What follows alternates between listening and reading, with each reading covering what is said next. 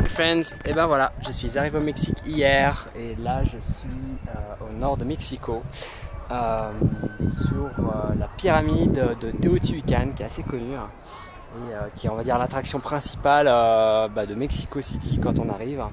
Il y a un lieu qui est très foulé par les touristes et on sait pourquoi, enfin on ne se demande pas pourquoi. On voit en fait la prouesse archéologique que c'est, comme la plupart des pyramides et des anciens temples qu'on trouve dans le monde. C'est vraiment magnifique, c'est magnifique. Alors il y a un truc qui est assez bizarre, et je viens de m'en apercevoir seulement il y a quelques minutes, c'est que quand on regarde en fait si vous jetez un œil sur les pierres, la façon dont en fait elles sont en fait insérées dans le bitume. En fait de loin on a cet aspect en fait écaille, peau de serpent qui est assez étrange. Et il y a vraiment une rigueur dans la disposition de ces petits cailloux. Regardez comment ils se sont bien embêtés pour planter leur caillasse.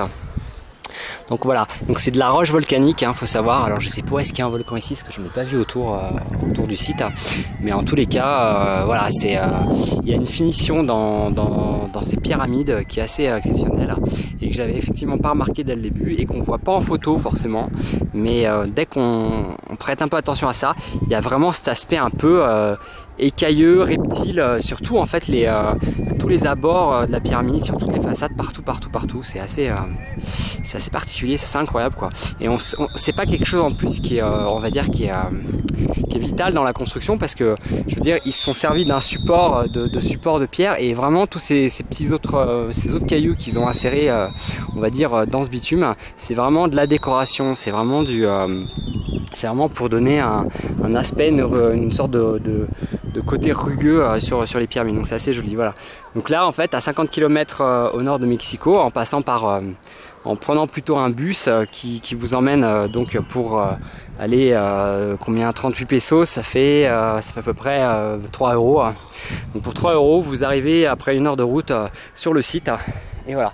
Bon, après pour l'entrée il faut payer quand même 57 pesos, ce qui est on va dire encore raisonnable, parce que 1 euro c'est environ 16,5 pesos.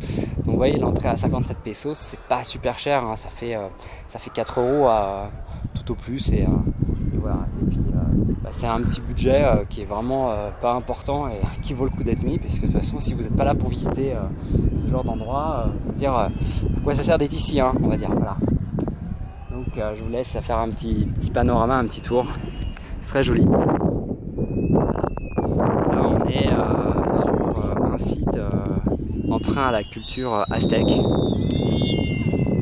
Et c'est exceptionnel d'être ici. C'est vraiment exceptionnel. Voilà. Comme vous voyez, au bout d'un moment c'est un peu crevant de monter les marches de ces pyramides. Mais on va pas s'en plaindre. Alors ce qui est un peu dommage, c'est qu'il y a quand même des parties de la pyramide qui sont fermées aux touristes, aux visiteurs. Donc on n'a pas le droit d'y accéder, il y a des sortes de cavités, de caves.